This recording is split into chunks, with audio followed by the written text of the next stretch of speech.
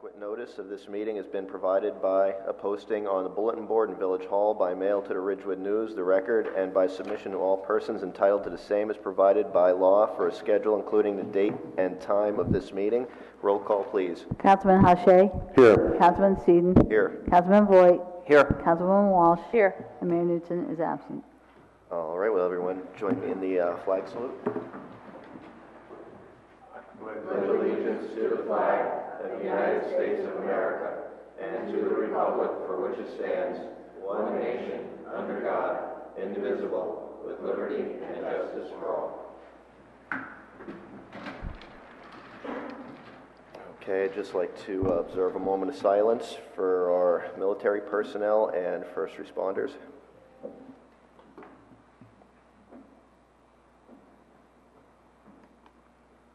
Okay, thank you. We'll start with the bills. I move the bills, claims, and vouchers and statement of funds on hand as of November 30th, 2017 be accepted as submitted. Second.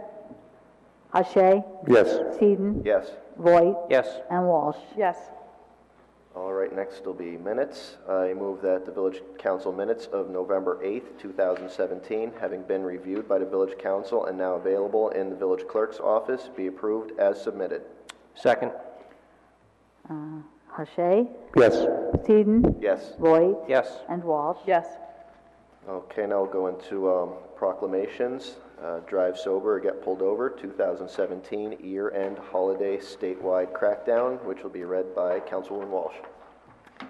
Whereas the season at the end of the year is traditionally a time of social gatherings which often include alcohol, and whereas this holiday season the National Highway Traffic Safety Administration wants to share the message, drive sober or get pulled over, and whereas impaired drivers on our nation's roads killed more than 10,497 people in 2016, and whereas 20% of motor vehicle fatalities in New Jersey are alcohol-related, and whereas an enforcement crackdown is planned to combat impaired driving, and whereas the State of New Jersey Division of Highway Traffic Safety has asked law enforcement agencies throughout the state to participate in the Drive Sober or Get Pulled Over year-end holiday crackdown.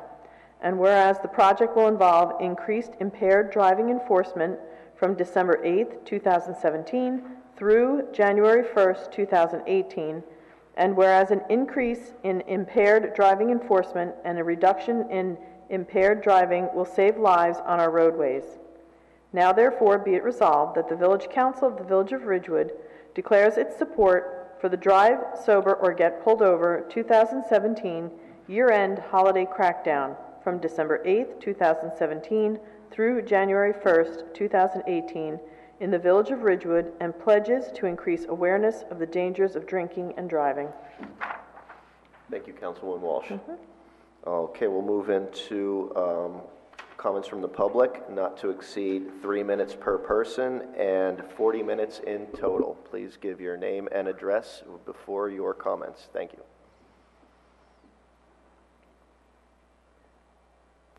You pick it up. Hello, my name is Elizabeth Nixon. I live at 284 Cantrell Road in Ridgewood. I'm here to speak in favor of the ordinance that you guys are going to be speaking about, number 15 on the agenda. I live on the south side of Cantrell Road at the intersection of Cantrell, Claremont, and West End, between the two Triangle Islands. This intersection I half-jokingly refer to as the vortex of death. The traffic flow is very unique because of the islands. Every car at this intersection, regardless of which road they're on or which way they're going, all think they have the right of way. My 7th grade daughter was almost hit by a car crossing Cantrell at Claremont in September because motorists use Cantrell as a cut-through to get to or from Lincoln and avoid the traffic on Godwin. They are driving well over 30 or 35 miles per hour and do not hesitate when they turn on or off of West End. There have been 3 accidents that have resulted in cars ending up in my front yard. So now if you drive past my house, I have 3 large boulders placed less than a car width apart to keep the cars on the road where they belong. There have also been several accidents at Claremont and Cantrell and West End and Bel Air. I want to thank the council for looking into the traffic and signage on West End and hopefully putting in the proposed stop signs and changing the yields on Cantrell to stop signs. These proposed stop signs will help clear up some of the confusion and remind people that they have left the county road and are now on side streets and therefore should drive accordingly. There are, according to my quick calculation, 5 middle schoolers and 15 elementary school-age children that live on the one block of Claremont between Cantrell and Orchard Place. 75% of these children walk to school each and every day. Most of them walked this morning in the cold. School drop-off is unfortunately timed with motorists from either other towns or the outskirts of our town trying to get to work, and they get annoyed when they hit the backed-up traffic on Goblin, so they speed through our neighborhood. Because of the number of children that need to cross Cantrell daily, I would also like for the intersection of Cantrell and Claremont to be looked at. There is no signage at all at this intersection. And again, everyone thinks they have the right of way. So no one wants to yield to another car, let alone stop for a pedestrian. So again, thank you for looking into this, and thank you for your time and attention and everything you do for the village. Thank you.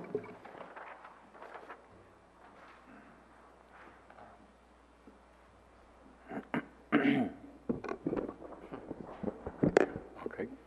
Is that good? Okay, good. Paul Smith, 231 Burnside Place. And guess what? I want to talk about one of the town's favorite issues too, pedestrian safety and observance of speed limits. I guess I live near East Glen, and the placement of cars manned and unmanned along there has been a rousing success. I was happy on several occasions to see lights flashing with the speeding motorist pulled over and an officer writing a ticket. Unfortunately, on a few occasions, we still have people going, but the improvement has been massive. It's no longer a white-knuckle experience to try to cross near Northern Parkway. And a big part of that was the involvement of the Police and Citizens Advisory Safety Committee. That was definitely an enabler, and it was like a really good recipe for success. We should use that approach elsewhere. But it's also the equivalent, I know, of playing whack-a-mole, because I would suggest that the police department puts a vehicle on East Ridgewood Avenue in the business district again. Over the past few weeks, I have to do early morning runs to the bank and post office and things like that, and people are really flying up and down that street. It's really gotten much, much worse. And I know that there's only so many cars, but having that kind of presence there may help. Also, I know about all of the administrative rings of fire you have to jump through for things like stop signs and the like, but I wonder also if things like maybe something as simple as rumble strips strategically placed, which is pretty dirt cheap, and even though I know it can't be enforced under 25 miles an hour, maybe like a 15 mile an hour sign for the district, that, for that area, that maybe people will listen to. But I guess, the bottom line is that's gotten much, much worse, but the net result overall has actually been very positive. If you live near Glen Avenue, it's totally different. So I really appreciate that. Would appreciate if the council would look at placing cars along Ridgewood Avenue around Van Nest, say between like 7:30 and 9 a.m. That's when the real raceway is. It's a lot of people going to parking lots, and it's not all out-of-state plates. There's a lot of locals as well. Thank you. Thank you. Thank you.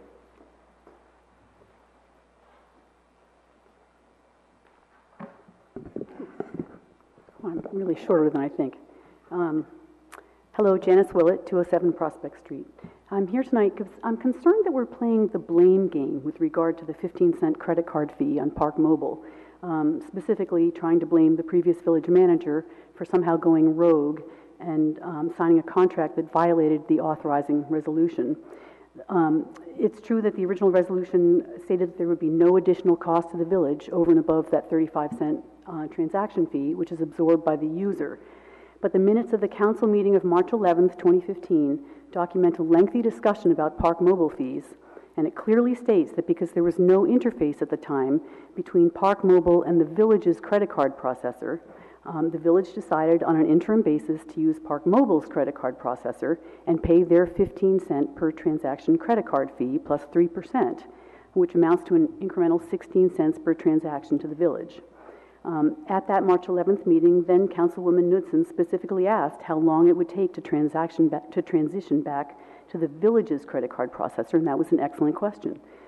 Also at that meeting, a resident expressed the view that Park Mobile was double dipping because of the transaction fee and credit card fee. And my only point is I just think we shouldn't be pretending now that this is the first we've heard of that 15-cent, credit card fee.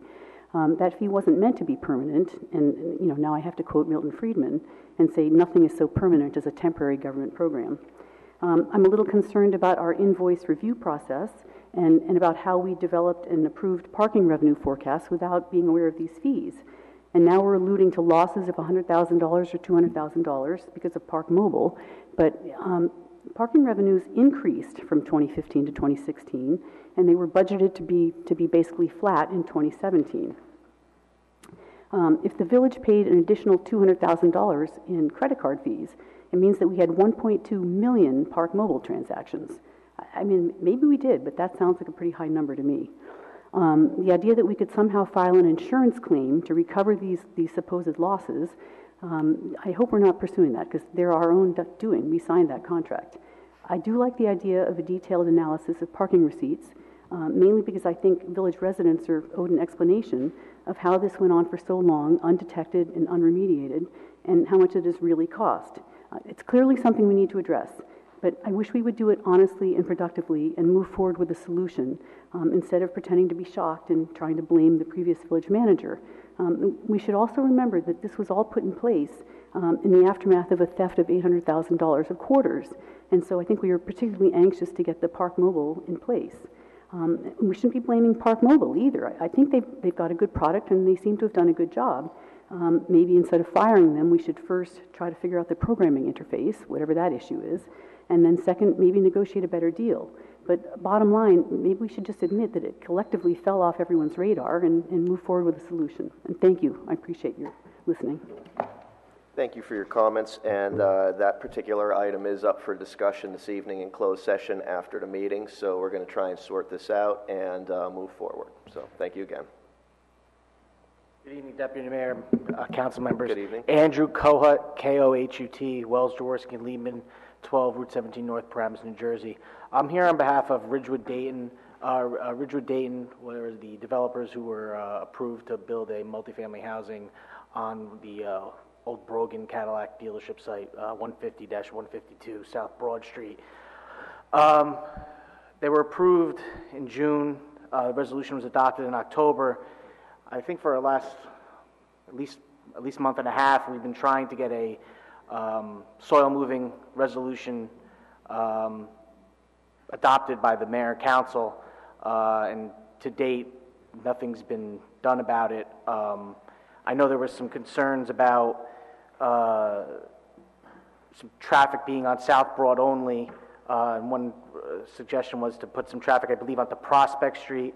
There's also some concerns about religious ceremonies and interfering with religious ceremonies, and we had agreed that in concert with the police and your village engineer, if there's a religious ceremony going on, we absolutely won't have any trucks interfering with that ceremony. With all that said, I thought it was going to be on tonight's agenda. It's not. I'm just looking for a little update on what's going on. I can speak to it. In fact, Andrew and I have had a conversation about this earlier today or yesterday. I think the council will remember that we did look at the soil movement application, and with the purposes of checking it out to see if we were going to grant the permit. One of the concerns that the council had was the route for either the delivery or the removal of the soil, and originally designed as from our engineer to go up and down Broad Street. I think they were looking for alternates, so there have been some alternates discussed. The only thing I can say, though, is that in discussing this with our engineer, they didn't realize the urgency that Ridgewood Dayton had with regard to it. I think they were thinking that this is all tied to the Affordable Housing Declaratory Judgment Action, and nothing's going to get built until after a fairness hearing and approvals from that. So I think they didn't realize that the developer can take on a soil movement application at their own risk, much like a developer might that gets a site plan approval that decides to start work before the appeal period begins. So they can do it, and I did have a discussion with the engineer, and I think we'll look to see this on our January agenda for consideration for approval or denial. So I think that's the way we're going to approach it, Andrew. Okay, I appreciate the board's, the council's time. I guess I'll be in contact with Mr. Rosshauser. You can give me a call Yeah, and make sure that it's on, and I'll Yep, and I'll we'll make sure talk that to it- him in case there's anything needs to be worked out in between now and January. Yep. Okay, if I don't see everyone, I wish everyone a happy holiday and a happy new year. And you do the same. Thank you, Andrew. Yep. And thank you, Mr. Rogers.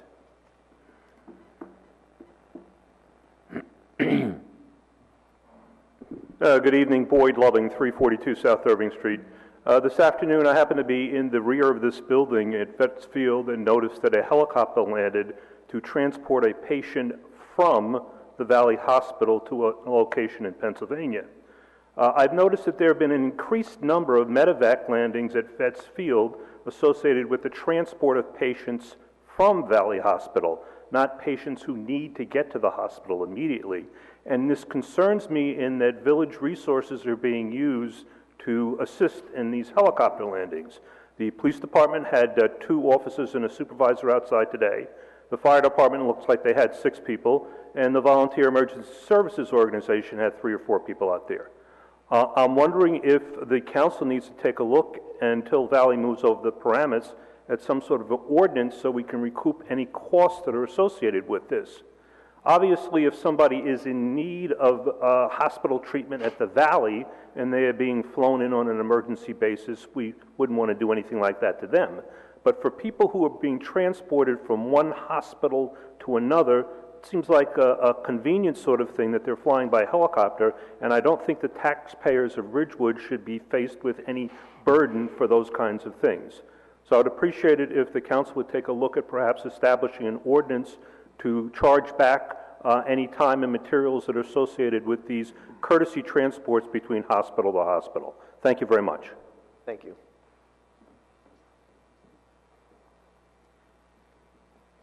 Any other comments?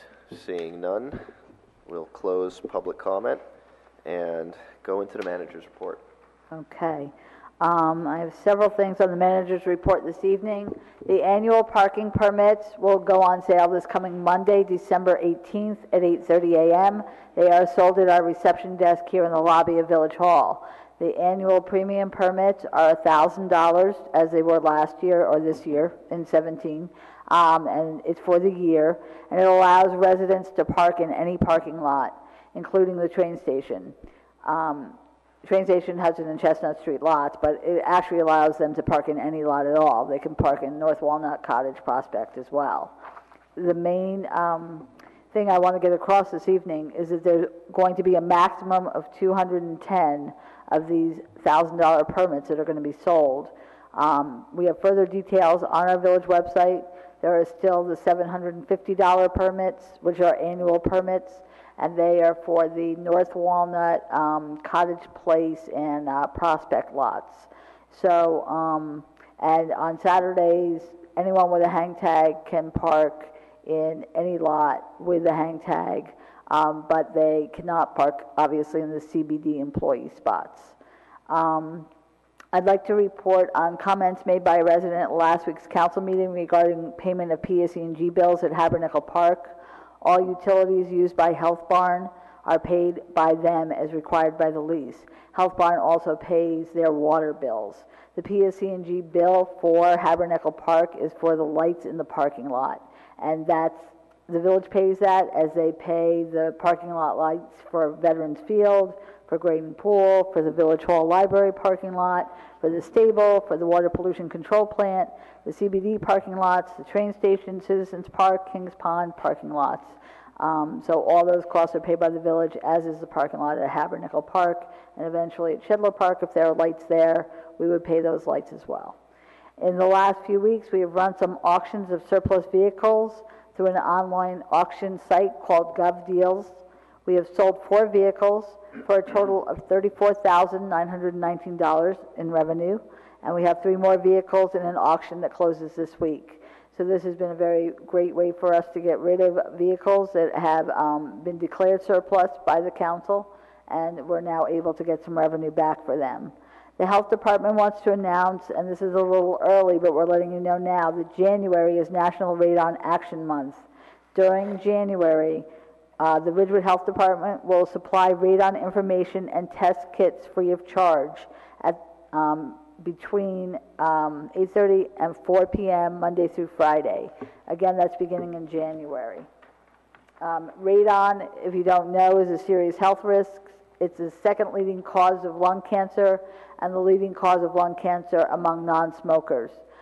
Because radon is invisible and odorless, it is easy to ignore this potential hazard in our own homes.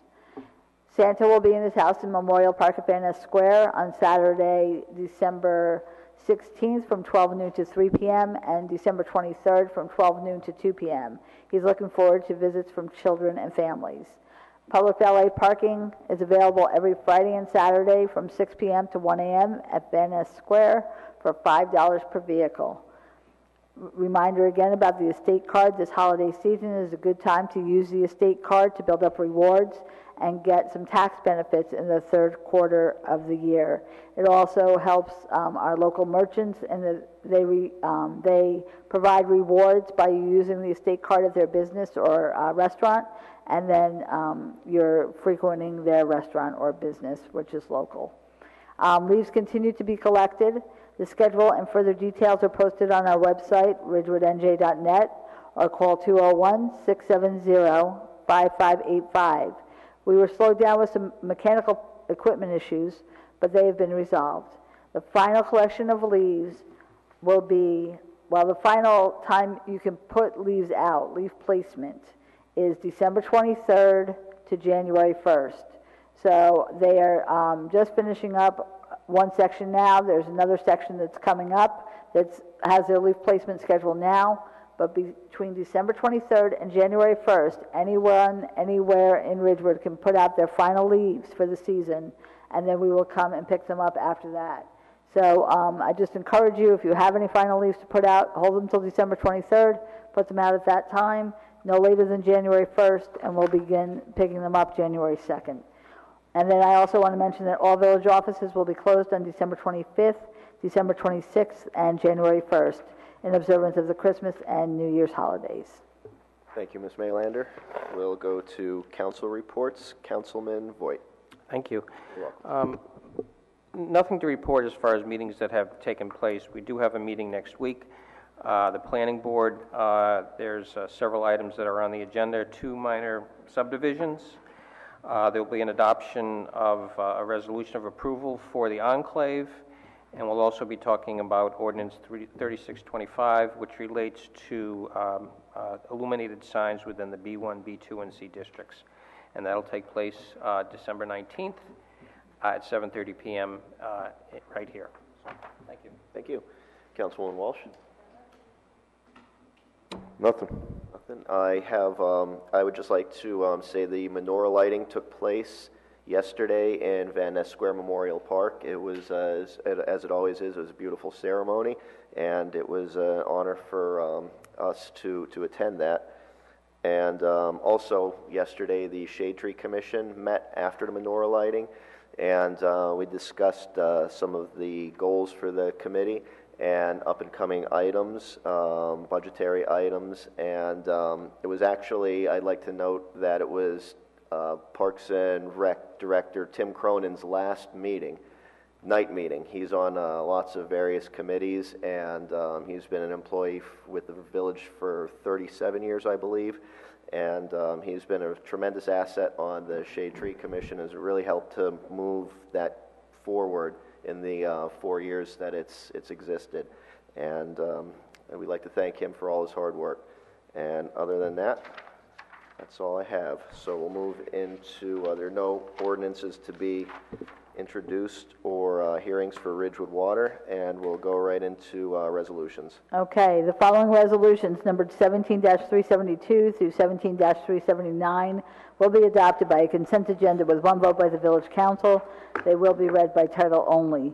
Title 59 approval, line stop and valve insertion services. Award contract, line stop and valve insertion services.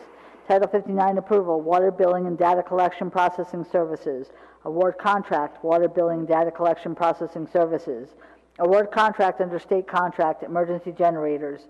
Award professional services contract, evaluation of water quality. Authorized change order number 1, professional services for Lafayette Reservoir improvements. Authorized change order number 1, SCADA system software. May I have a motion? So moved. Second. Ashe, Yes. Sedin, Yes. Voight, Yes. and Walsh. Yes. Okay, so we'll move into ordinances for introduction. Ordinance, I move the first reading of ordinance 3626. Second. Ashe, Yes. Sedin, Yes. Voight, Yes. and Walsh. Yes. So ordered. Will the clerk please read ordinance 3626 by title? An ordinance to amend salary ordinance 3608, fixing the salaries, wages, and other compensation for white-collar employees of the Village of Ridgewood, County of Bergen, New Jersey. I move that ordinance 3626 be adopted on first reading and that January 17th, 2018 be fixed as the date for the hearing thereon. Second. Ashe, Yes. Sedin, Yes. Voight, Yes. and Walsh. Yes. I move the first reading of ordinance 3627. Second. Ashe, Yes. Sedin, Yes. Voight, Yes. and Walsh. Yes. So ordered. Will the clerk please read ordinance 3627 by title? An ordinance to amend salary ordinance 3607, fixing the salaries, wages, and other compensation for blue-collar employees of the Village of Ridgewood, County of Bergen, New Jersey. I move that ordinance 3627 be adopted on first reading and that January 17, 2018 be fixed as the date for the hearing thereon. Second. Ashe, Yes. Sedin, Yes. Voight, Yes. and Walsh. Yes. I move the first reading of ordinance 3628. Second. Ashe, Yes. Sedin, Yes. Voight, Yes. and Walsh. Yes. So ordered. Will the clerk please read ordinance 3628 by title? An ordinance to amend salary ordinance 3620, fixing the salaries, wages, and other compensation for non-union officers and employees of the Village of Ridgewood, County of Bergen, New Jersey. I move that ordinance 3628 be adopted on first reading and that January 17th, 2018 be fixed as the date for the hearing thereon. Second. Ashe, Yes. Sedin, Yes. Voight, Yes. and Walsh. Yes. I move the first reading of ordinance 3629. Second. Ashe, Yes. Sedin, Yes. Voight, Yes. and Walsh. Yes. So ordered. Will the clerk please read ordinance 3629 by title? An ordinance to amend Chapter 265 of the Code of the Village of Ridgewood, Vehicles and Traffic, at Section 265-29, Parking Meter Zone Designated. I move that ordinance 3629 be adopted on first reading and that January 17, 2018 be fixed as the date for the hearing thereon. Second. Ashe, Yes. Sedin, Yes. Voight, Yes. and Walsh. Yes. I move the first reading of ordinance 3630. Second. Ashe, Yes. Sedin, Yes. Voight, Yes. and Walsh. Yes.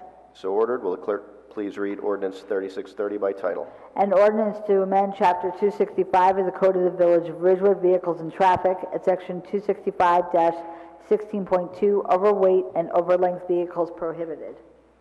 I move that ordinance 3630 be adopted on first reading and that January 17th, 2018 be fixed as the date for the hearing thereon. Second. Ashe, Yes. Sedin, Yes. Voight, Yes. and Walsh. Yes. Okay, so we'll move into the public hearings for this evening. I move the clerk read ordinance 3623 by title on second reading and that the public hearing thereon be open. Second. Ashe, Yes. Sedin, Yes. Voight, Yes. and Walsh. Yes. Will the clerk please read the title of ordinance 3623? An ordinance to amend Chapter 265 of the Code of the Village of Ridgewood, Vehicles and Traffic, at Section 265-59, Schedule 9, Stop Intersections, and at Section 265-60, Schedule 10, Yield Intersections. The public hearing is now open. I move the public hearing be closed. Second. Ashe, Yes. Sedin, Yes. Voight, Yes. and Walsh. Yes. I move that ordinance 3623 be adopted on second reading and final publication as required by law. Second. Ashe, Yes. Sedin, Yes. Voight, Yes. and Walsh. Yes. I move the clerk read ordinance 3624 by title on the second reading and that the public hearing thereon be open. Second. Ashe, Yes. Sedin, Yes. Voight, Yes. and Walsh. Yes. Will the clerk please read the title of ordinance 3624? An ordinance to amend Chapter 265 of the Code of the Village of Ridgewood, Vehicles and Traffic, at Section 265-59, Schedule 9, Stop Intersections. The public hearing is now open. I move the public hearing be closed. Second. Hache? Yes. Eden? Yes. Voigt? Yes. And Walsh? Yes. I move that ordinance 3624 be adopted on second reading and final publication is required by law. Second. Hache? Yes. Eden? Yes. Voigt? Yes. And Walsh? Yes. I move the clerk read ordinance 3625 by title on the second reading and that the public hearing thereon be open. Second. Second. Second. Hache? Yes. Eden? Yes. Voigt? Yes. And Walsh? Will the clerk please read the title of ordinance 3625? An ordinance to amend Chapter 190 of the Code of the Village of Ridgewood at Section 122E entitled Signs in the B1, B2, and C districts to create a new subsection 190-122E7 entitled Interior Displays and amend Section 190-3 entitled Definitions as it pertains to sign and add a new definition of interior display. This ordinance was sent to the planning board for review and comment. Since it is a land use ordinance, the planning board is still discussing the ordinance, so the public hearing on ordinance 3625 will be continued to the public meeting to be held on January 17, 2018, at which time the planning board should have prepared their comments about this ordinance for the village council's consideration and review. The public hearing on ordinance 3625 has been advertised for this evening, so anyone wishing to speak about this ordinance may do so at this time or may do so on January 17, 2018, or both. The public hearing is now open. I move the public hearing be continued to January 17th, 2018. Second. Hache? Yes.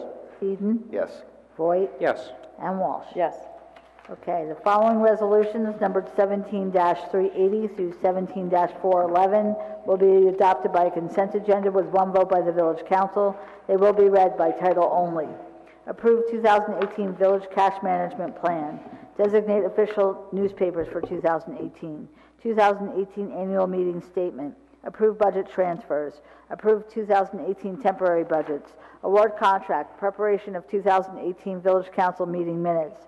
Title 59 approval, leasing of police vehicles. Award contract, leasing of police vehicles. Title 59 approval, landfill disposal of solid waste. Award contract, landfill disposal of solid waste. Title 59 approval, rental of 2 designated parking spaces on North Broad Street by the taxi stand. Award contract, rental of 2 designated parking spaces on North Broad Street by the taxi stand. Title 59 approval, 2018 recreational program instruction. Award contract, 2018 recreational program instruction. Title 59 approval, poster display advertising at train station complex.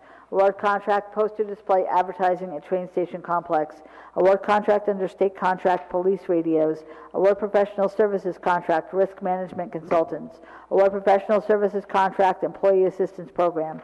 Award professional services contract security improvements phase 1. Endorse application for community development block grant. Share Inc., 104 Cottage Place, air conditioning improvements. Endorse application for a community development block grant. Village of Ridgewood, Ridge Road Ramp. Endorse application for community development block grant. Family Promise, sheltering programs. Declare 1998 Ford E-150 van surplus from the Traffic and Signal Department.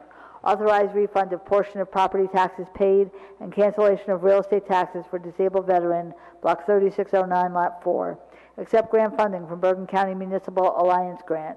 Authorize village manager to send letter to Park Mobile non-renewal of contract. Oppose new beekeeping regulations. Appoint health officer. Appoint joint insurance fund commissioner. Appoint public agency compliance officer. Endorse application for community development block grant, Share Inc., 104 Cottage Place, boiler improvement project. May I have a motion? So moved. Second. Hache? Yes. Eden? Yes. Voigt? Yes. And Walsh? Okay, now we'll go back to our second comments from the public period. At this time, you can speak up to 5 minutes. And any takers?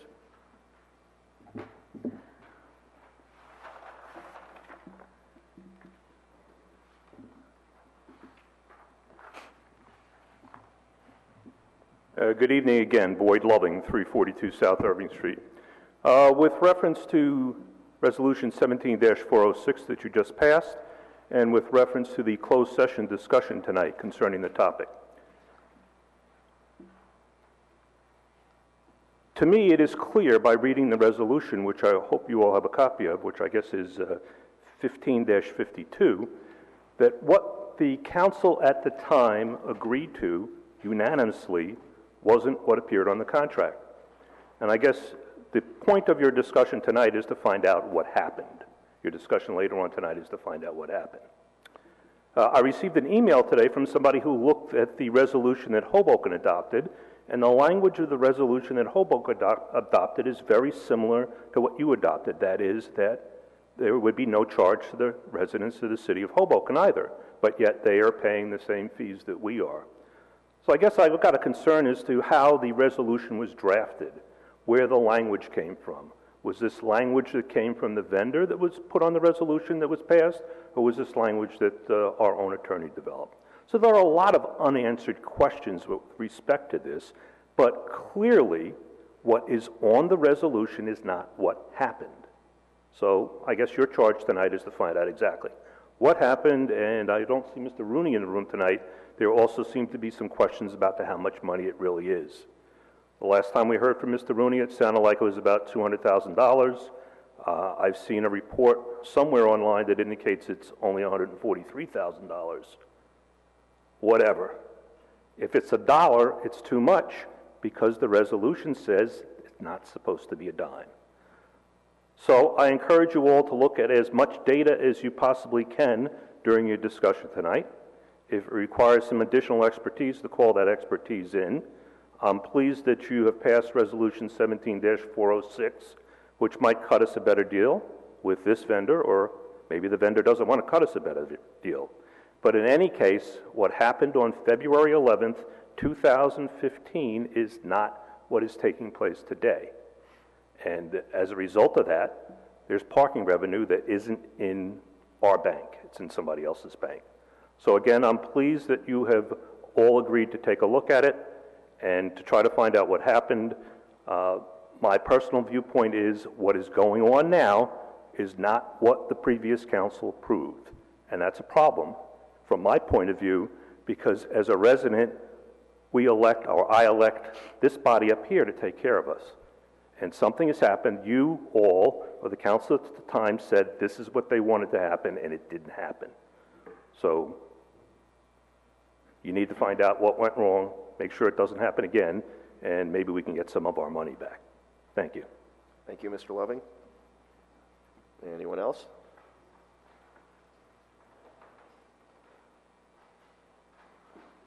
Sorry, I'm just going to come back. Janice Willett, 207 Prospect Street. I'm just going to come back and say, I don't think anything did go wrong. I think the resolution was passed and the contract was signed, and it conformed with the original resolution. The issue was that we didn't have the capabilities to process credit card transactions in a way that worked with Park Mobile. So we had to come up with this sort of workaround, which was to use Park Mobile's credit card processing. And they charged us 15 cents per transaction to do that. Well, we agreed to that, and it wasn't meant to last forever. It has lasted, all that time. That might be something to look into. Why wasn't it reviewed and addressed, before now? But again, I don't think that anything was done that was not in the spirit of the original resolution. Again, I wish we wouldn't get so involved in the blame game and then just figure it out. I'm also a little concerned that you've passed this resolution, which sounds like we're terminating Park Mobile. I don't know if that really means you're terminating Park Mobile, or if you're just going to be discussing terminating Park Mobile, or just terminating this particular contract. Okay, maybe it's just this contract, but anyway. Okay, thanks. And happy holidays to all of you. Thanks for all you do. I know I sound adversarial. I don't mean to. Thank you, Ms. Willett, and happy holidays to you also. Any other comments? Seeing none? Let me just confirm, just because we shook our head, but yes, it just terminates this contract with Park Mobile. It doesn't automatically renew it, which is what would happen. We are going to most likely go out for RFP, and then we'll see what we get back. And it may be that Park Mobile ends up being our choice, but, if they are willing to bid or willing to give a proposal. But that remains to be seen. Thank you, Heather. May I have a resolution to go into close? Thank you. Be it resolved by the Village Council of the Village of Ridgewood, the Village Council meet in closed session on December 13th, 2017 at 8 p.m. or as soon thereafter as the matter on the agenda can be reached, and that said closed session be held in the caucus room on the fourth floor of the Ridgewood Village Hall, 131 North Maple Avenue, Ridgewood, New Jersey. And be it further resolved that the matters to be discussed in closed session are limited to legal matters to include Water Pollution Control Facility, RGRME project, Ridgewood water lawsuit, contract negotiations to include Park Mobile, and personnel matters to include Water Department for performance review of village manager, village clerk. These matters are allowable under NJSA 10:4-12 at second. Be further resolved. The minutes of this meeting shall be made available to the general public when such matters have been deemed completed by resolution of the village council. May I have a motion? So moved. Okay, who's going to second? Second. Who's Second. Okay. Okay. Second. All in favor? Aye. Anyone opposed? Thank you. Good night, everyone. Thank you.